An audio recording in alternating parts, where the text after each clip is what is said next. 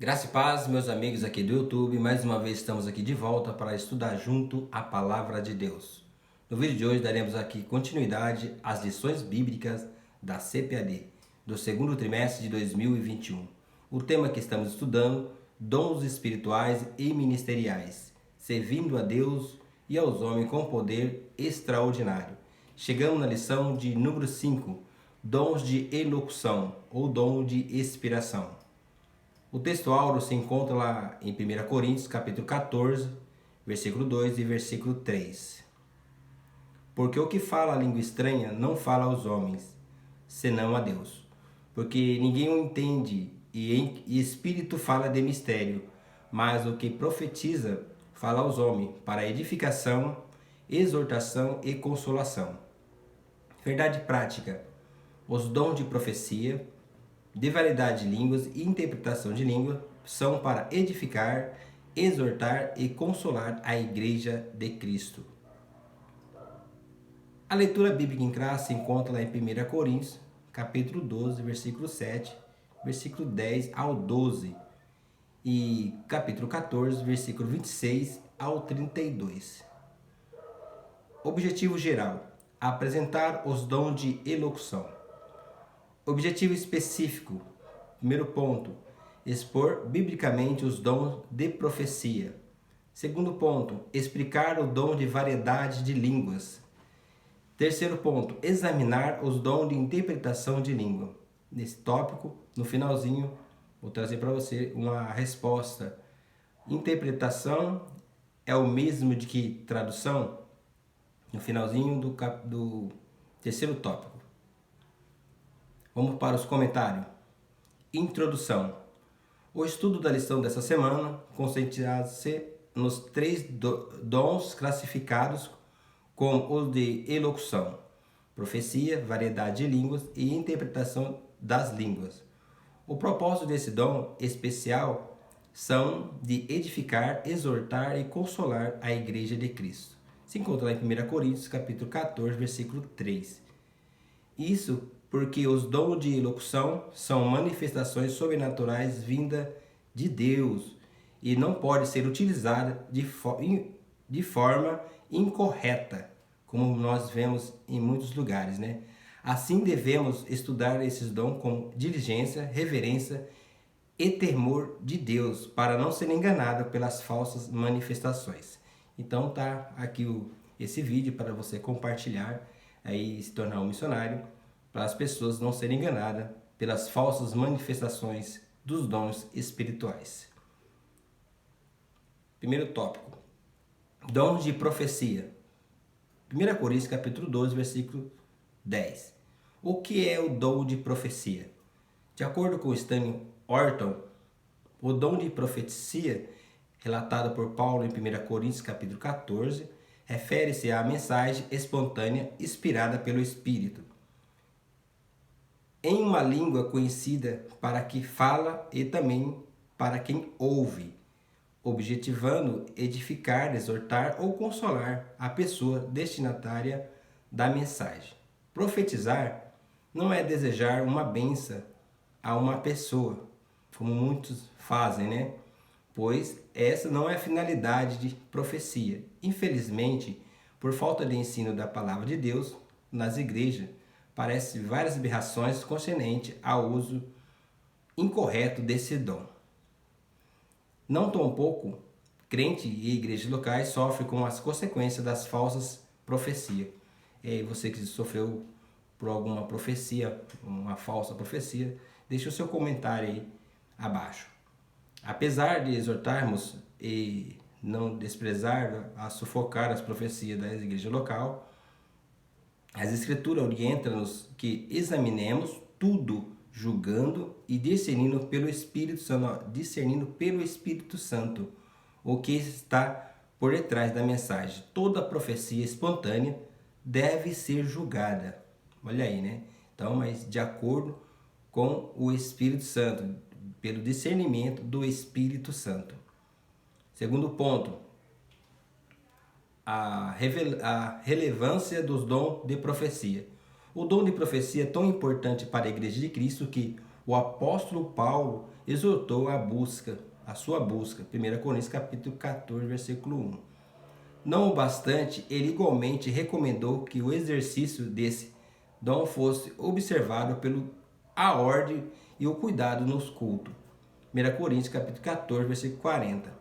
Os crentes de Coríntios deveriam julgar as profecias quanto ao seu conteúdo e à origem de onde ela procede. Tá aí, né? Pois elas possuem 3 fontes distintas. Vamos ver qual fonte são essas. Diretamente de Deus, do homem ou do diabo. Então tem algumas profecias que vêm direto de Deus, outras do homem e outra do diabo.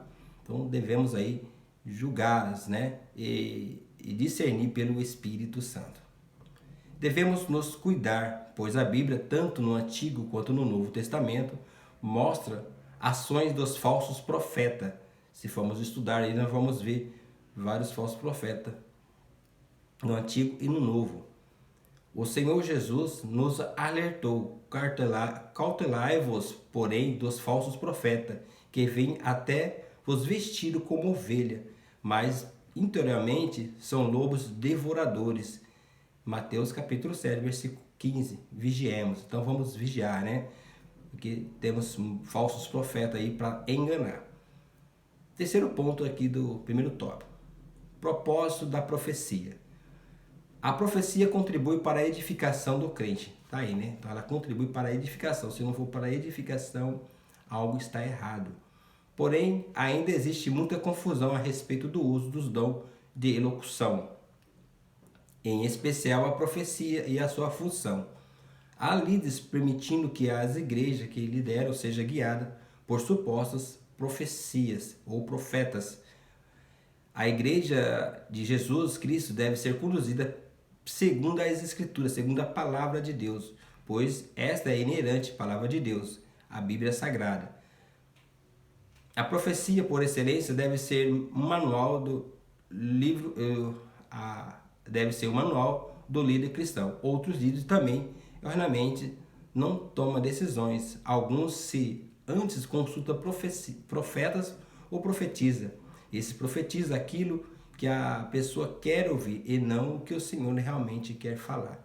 Todavia, a palavra de Deus alerta-nos que nós ouçamos tais falatórios, né? Nos alerta para nós não ouvir tais falatórios. Então, tomemos cuidado. Nesse primeiro tópico, falamos aqui o dom de profecia. Para que serve a profecia? Então, vamos encontrar isso em 1 Coríntios capítulo 14, versículo 1 ao 3. Existe uma diferença distinta entre o dom de profecia para todo cristão e o ofício de profetas. O profetizar se refere ao dom de manifestação do Espírito Santo. O profeta se refere a um homem, um ministério. Direcionamento pessoal nunca foi e nunca será a função principal da profecia. Se você receber uma profecia que não condiz com o teu presente momento da sua vida, tal profecia deverá e pode ser colocada de lado e uma confirmação deverá ser aguardada, ou melhor, até 3. Então, se receber uma profecia e não condiz com o seu presente, você deve aguardar uma confirmação, de 1 até 3 confirmação. Está lá em 2 Coríntios, capítulo 3, versículo 1. Vamos para o segundo tópico. Variedade de línguas. 1 Coríntios, capítulo 12, versículo 10. Primeiro ponto. O que é o dom de variedade de línguas? De acordo com o teólogo pentecostal Thomas, o dom de línguas é uma habilidade de falar em uma língua que o próprio falante não entende, por fim de louvar, ou oração, ou transmissão de uma mensagem divina. Segundo Stan Wharton, alguns ensinam que, por estar alistado em último lugar, esses dons são de menor importância. Ele acrescenta que tal conclusão é insustentável, pois as 5 listas dos dons encontrados no Novo Testamento colocam os dons em ordens diferentes. O dom de variedade de língua é tão importante para a igreja quanto os demais apresentados em 1 Coríntios capítulo 12. Tá aí, né? Todos os dons são importantíssimos. Segundo ponto, qual a finalidade do dom de variedade de línguas? O primeiro propósito é a edificação da vida espiritual do crente, da pessoa. 1 Coríntios capítulo 14, versículo 4. As línguas, ao contrário da profecia, não edificam ou exortam a igreja. Elas são para devoção espiritual do crente que recebe esse dom. À medida que o servo de Deus fala em línguas estranhas, vai sendo também edificado, pois o Espírito Santo toca e renova diretamente. Então, quando a pessoa recebe o Espírito Santo, ele mora, ele habita dentro da pessoa. E ali ele vai edificando. Terceiro ponto, a atualidade do dom. É preciso deixar claro que a variedade de línguas não é um fenômeno exclusivo do período apostólico. O Senhor continua abençoando os crentes com esse dom e cremos que assim fará até a sua vinda. No dia de Pentecostes, todos os crentes reunidos no cenáculo foram batizados com o Espírito Santo e falaram em outras línguas pelo Espírito. É um dom tão útil à vida pessoal do crente em nossos dias quanto foi nos dias da igreja primitiva. Amém? Terminamos aqui o segundo tópico, que é que estudamos, né, o dom de variedade de língua. Existem os sinais, o falar em línguas. E um desses sinais, e a variedade de línguas é um desses sinais. O que fala em línguas estranhas edifica a si mesmo, mas o que profetiza edifica a igreja. 1 Coríntios capítulo 14, 4. Em nenhum lugar da Bíblia, o batismo no Espírito Santo é chamado de dom de línguas. O falar em línguas é um dos dons espirituais.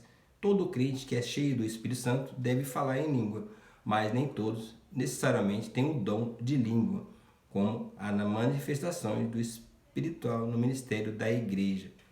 O apóstolo Paulo ensina que 90% dos dons de língua são para uso particular pessoal na oração, no louvor e para edificação. Todavia, há aqueles que o Espírito Santo move para que se levante suas vozes em línguas nas reuniões para que seja em seguida interpretado, a fim de abençoar toda a congregação presente na reunião. Vamos para o terceiro tópico. Terceiro tópico. Interpretação de língua. 1 Coríntios capítulo 12, versículo 10. Definição do dom. Thomas ensina que a interpretação das línguas é uma habilidade de interpretar no próprio vernáculo aquilo que foi pronunciado em língua. Na igreja de Coríntios havia certo desordem no culto com relação aos dons espirituais. Por isso, Paulo os advertiu, dizendo: e se alguém falar em línguas estranhas, faça-se por 2 ou, quanto muito, 3, e por sua vez haja intérprete. Mas se não houver intérprete, seja calado na igreja e fale consigo mesmo e com Deus. Tá aí, né? A instrução de Paulo e a definição de dom. Segundo ponto. A diferença entre o dom de interpretação e de profecia. Embora a semelhança, são dois dons distintos. O dom de interpretação de língua necessita de outra pessoa. Também é capacitada pelo Espírito Santo para que interprete a mensagem e a igreja seja edificada. Do contrário, os crentes ficarão sem entender nada. Já no caso da profecia, não existe necessidade de um intérprete. Estevão Ângelo de Souza definiu bem essa questão quando disse que não haverá interpretação se não houver quem fale em língua estranha. Ao passo que a profecia não depende de outro dom. Tá aí, né? Então, quem interpreta depende de quem fala em variedade de língua. Mas o profeta não precisa, o dom de profecia não precisa que alguém interprete ou alguém fale em língua. Ele mesmo, por si, faz o trabalho. No terceiro tópico aqui, falamos do dom de interpretação de língua. Existem 4 tipos de línguas. A primeira é devocional, congregacionais, angelicais e nacionais. O portador desse dom interpreta o tipo de línguas e edifica a igreja. 1 Coríntios 14, 5 e 6. Em outras palavras, o apóstolo Paulo está dizendo: se for para a própria edificação, tudo bem, pode falar em línguas estranhas à vontade, mas se para um membro ou para a igreja tem que haver interpretação. Então, se for falar em línguas para um membro ou para a igreja, tem que haver interpretação. Vamos lá, né? A pergunta: interpretação é o mesmo que tradução? Não. Interpretar significa explicar, expor, elucidar ou expandir. Traduzir significa converter uma língua para outra. Na verdade, o grau de tradução em si pode variar segundo a revelação pessoal. Se uma pessoa em um culto ou uma reunião congregacional elevar o seu falar em língua acima das outras, a sua língua estranha estará deixando de ser devocional e passará a ser congregacional. 1 Coríntios 14, 27 e 28. Nesse caso, se não houver interpretação de línguas revelada de outra pessoa, a própria pessoa que falou em línguas terá que interpretar a revelação que Deus trouxe para a congregação, através da sua própria língua, ou seja, a revelação que ela falou. Se não houver uma interpretação, duas coisas ocorreram: profetizou na carne ou houve imaturidade cristã. 1 Coríntios capítulo 14, 13. Conclusão. Ainda que haja muitas pessoas em diversas igrejas que não aceitam a atualidade do batismo do Espírito Santo e dos dons espirituais, os chamados cessacionistas, Deus continua abençoando os crentes com suas dávidas. Portanto, não podemos desprezar o dom da profecia, ou de falar em língua estranha, ou de interpretação de línguas. Porém, façamos tudo conforme a Bíblia, com sabedoria, decência e ordem. Agindo dessa forma, Deus usará os seus filhos para que sejam portadores das manifestações gloriosas do céu. Amém? Deus abençoe você que está nos ouvindo, está nos assistindo. Continua aí, compartilhe esse vídeo, deixe seu like.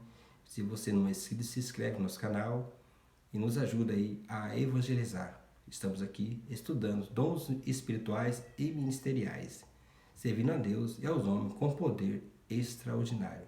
Deus abençoe, vamos até o próximo vídeo. E Deus abençoe você e toda a sua família, em nome de Jesus. E até o próximo vídeo. Amém? Deus abençoe.